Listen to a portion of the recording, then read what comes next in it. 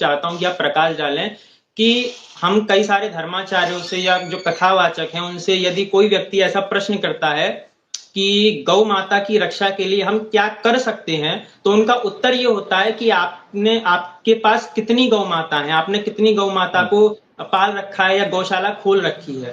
तो एक मैं यहाँ पे थोड़ा सा ऐड कर देता हूँ कि गौशाला तो कई सारे लोगों ने खोली है, जैसे इस्कॉन की भी गौशाला है। तो यदि हम गौशाला की दृष्टि से यदि देखें कि गौ माता की रक्षा हो तो वो तो ठीक है, किंतु वहां पर आवश्यक ये भी है कि यदि कहीं गौ हत्या हो रही है तो वहां पर मुखर होकर के बोले, आवाज उठाएं, जैसे करपात्री जी ने 1966 में आंदोलन किया गौ माता की रक्षा की लिए।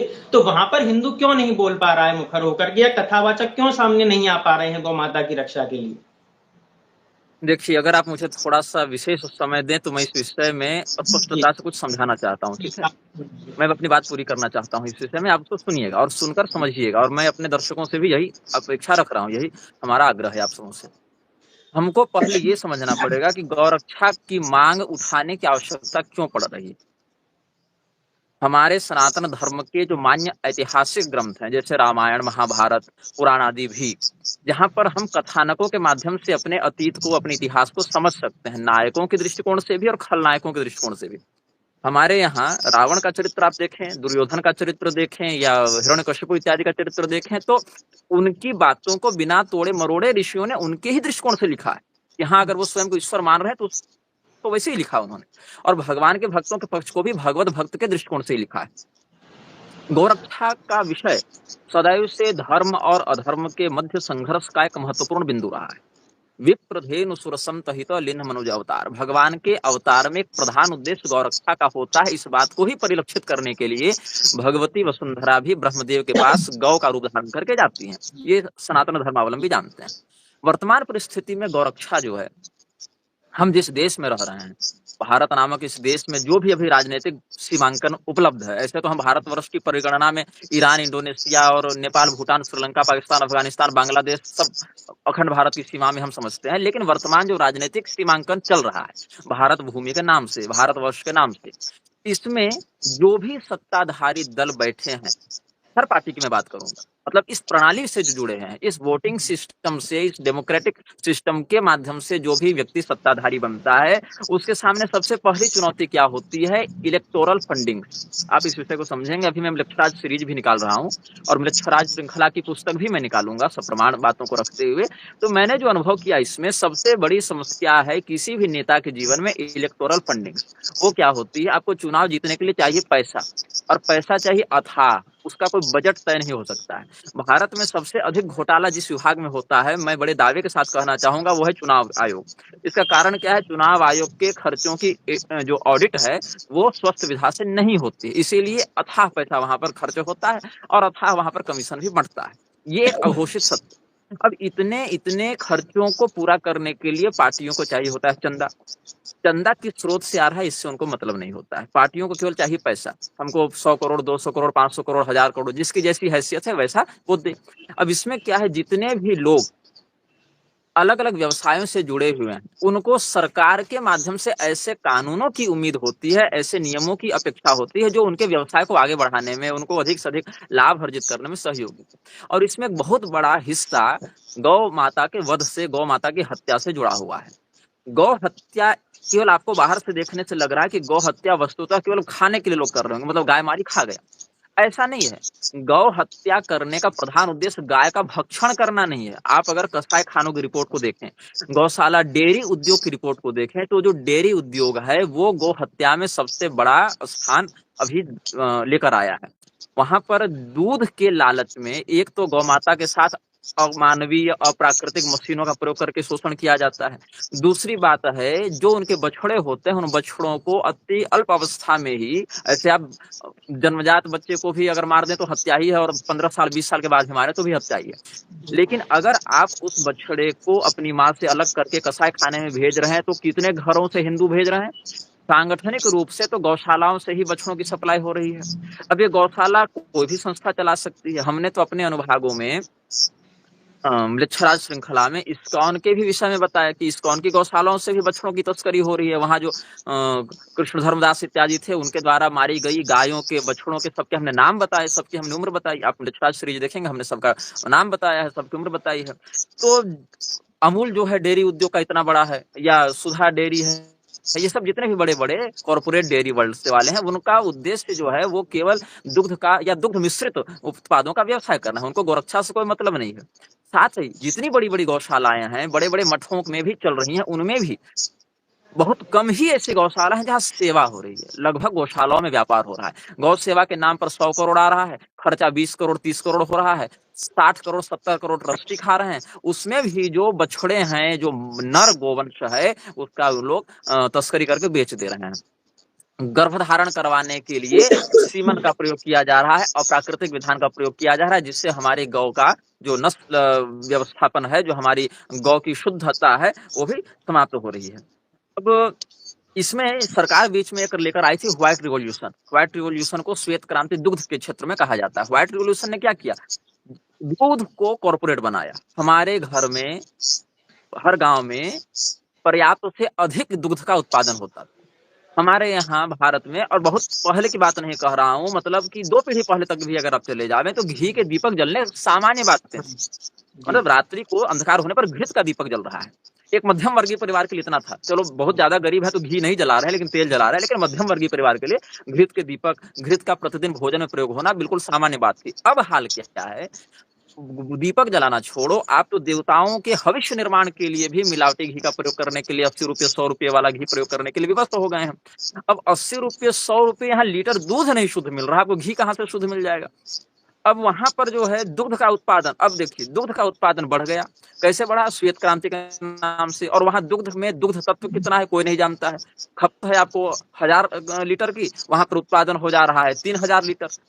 और उसका फिर मिश्रण करके अलग अलग केमिकल्स मिलाकर वो बना रहे हैं। अब गोरक्षा से जितने दल जुड़े हुए हैं, इनमें भी कमीशन बाजी बढ़ती जा रही है। गोरक्षा के नाम पर चंदा उठा रहे हैं, गाय की रक्षा कर नहीं रहे। प्रशासन को कमीशन पहले पहुंच जा रहा है। प्रशासन गौ तस्करों पर कड़ा एक्शन ले नहीं रही है। अगर कोई अधिकारी, कोई निष्ठावान पुलिस अधिकारी गौ की रक्षा करने की तस्करों से भिड़ भी रहा है, तो चूंकि तस्करों ने उससे सीनियर नेता को पहले ही घूस दे रखा है, या सीनियर पार्टी को बीफ कंपनियों ने चंदा दे रखा है, तो उस अधिकारी पर प्रताड़ना की जाती है, उसका ट्रांसफर कर दिया जाता है। यहाँ पर मंदिरों में कुत्ते लेकर घुमाने वाले जब हिंदू पैदा हो गए हैं, तो गाय की रक्षा करने वाला हिंदू कहाँ से आपको दिखेगा? अपने घर में कुत्ता पालना, अपने घर में बच्चों की पढ़ाई में प्रति वर्ष 4 लाख 5 लाख रुपए खर्च करना आज के हिंदुओं के लिए सरल हो गया है। कुत्ते की एक एक वैक्सीन जितने 1000 रुपए की आती है ना, उतने रुपये में पूरे महीने का गौ सेवा का खर्च सरलता से निकल जाएगा अगर आप देसी गौ माता पाल रहे हैं तो। एक एक वैक्सीन कुत्तों की आती है 15,000 20,000 रुपए की। सामान्य ब्रीडिंग की मैं बता रहा हूँ।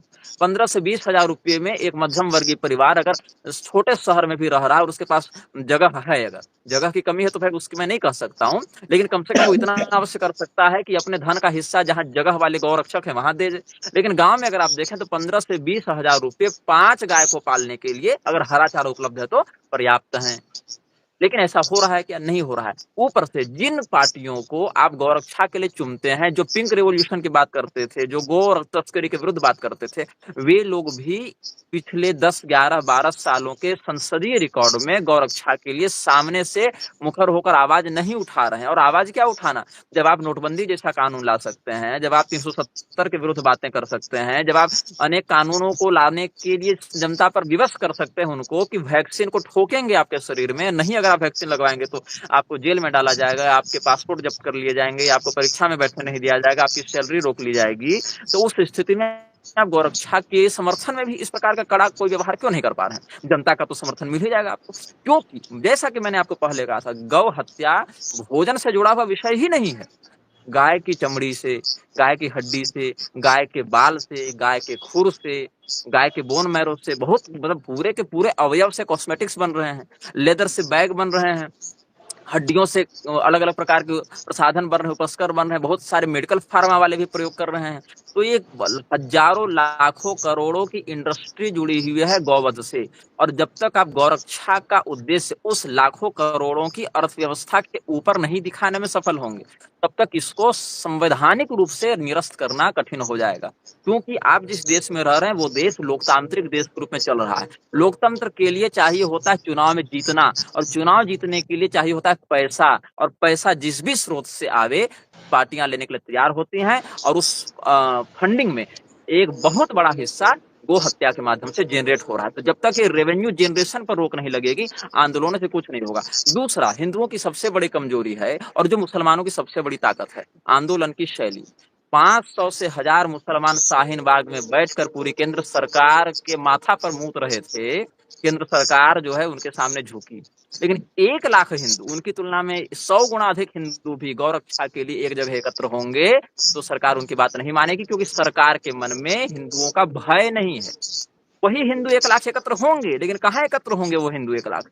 जब आपको साकार नारायण वाला पाखंड हाथरस में करवाना होगा तब एकत्र होंगे।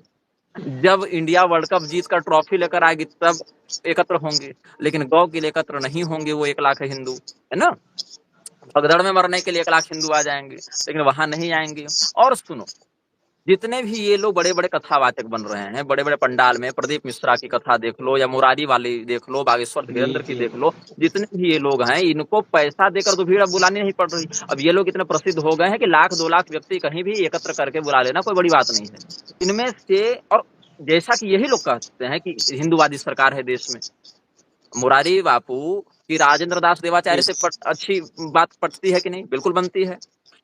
और राजेंद्र दास देवाचार्य, मलूक पीठ, ये तुलसी पीठ, ये प्रदीप मिश्रा सीहोर, बाबा प्रेमानंद वृंदावन वाले और ये प्रदीप मिश्रा, इन लोगों से मेरा सैद्धांतिक विरोध बहुत बार रहा है। सबसे कम तो मलूक पीठ वालों से रहा है, क्योंकि अपेक्षाकृत उनका शास्त्र ज्ञान दृढ़ है। लेकिन ये सब तो बाकी अनपढ़ निरक्षर हो गए, केवल मीडिया पीआर के एजेंट हो गए। लेकिन इनके पास क्राउड कितना है, सेलिब्रिटी वर्शिपिंग ये लोग करवा जो रहे हैं अपनी, कि इतने इतने अभिनेता को, नेता को अपने पास बुला के चरणों में पुजवा रहे हैं और अपने आप को बड़ा सिद्ध प्रसिद्ध दिखा रहे हैं। इनमें से अगर अपने पास आने वाली 10% भीड़ को लेकर भी अगर ये केंद्र सरकार से आंदोलन करते, और आंदोलन करने की आवश्यकता तो थी नहीं, जैसा कि ये लोग ही बता रहे थे कि हम तो हिंदूवादी सरकार आ गई ना, अब तो टायरेंट रूल चला गया, अब तो डेमोक्रेटिक रूल में हिंदुओं की सरकार आ गई, तब भी चलो अगर आपको आंदोलन करना पड़ रहा है तो फिर वो भीड़ वहां पर क्यों नहीं दिखती? वहां पर वो भीड़ दिखनी चाहिए ना। लेकिन वो भीड़ वहां नहीं दिखेगी। जो आप अपील करते हैं कि आप भाजपा को वोट दीजिए, भाजपा को वोट दीजिए, आप भाजपा से अपील क्यों नहीं करते कि आप गो हत्या के विरुद्ध कानून बनाइए? क्योंकि आपके चुनावी मुद्दा में वो रह चुका था। 2014 के आप भाषण देखेंगे, चुनावी भाषण, तो मुद्दा में भी रह चुका था। आपको हिंदू ही प्रमोट करके अपने आप को हिंदूवादी सरकार के अंतर्गत चलने वाली प्रजा मान बैठा है, तो आपको तो वो करना चाहिए, लेकिन नहीं करेंगे क्योंकि रेवेन्यू जनरेशन नहीं हो रहा है ना। यदि सरकार को हमारे घर की बहू बेटियों से, हिंदुओं की बहू बेटियों की इज्जत बेचकर भी रेवेन्यू जनरेट करना पड़े और उसको वहां एक इकोनॉमिक मॉडल दिखेगा, तो कल घर घर वेश्यालय खुलवा देगी। उसमें कौन सी बड़ी बात है? लोकतंत्र में सरकार ही देशद्रोही होती है। एक बहुत बड़ा आप मार्क करेंगे इस वाक्य को, मैं रिपीट करता हूँ, लोकतंत्र में सरकार ही देशद्रोही होती है। महाराज जी, महाभारत में कहा गया राजा कालस्य कारणम, राजा ही काल का कारण होता है। तो जिस प्रकार से अभी जैसे सरकार चल रही है, यहाँ पे संभव नहीं है कि गौ हत्या बंद हो या फिर गौ हत्या पे कोई सख्त कानून हो। जैसे श्रीमद् भागवत जी में आया है कि जो चित्रकेतु राजा थे, उन्होंने धेनु नाम गुरदानी 6 अवुर्ध गौ का दान किया था जब उनके पुत्र उत्पन्न हुआ था। आज तो इतनी कल्पना भी नहीं की जा सकती। और गौ माता को जब भी कष्ट होता है, तो पृथ्वी को जब भी कष्ट होता है, तो वो गौ का रूप धारण करके भगवान नारायण के पास जाती हैं।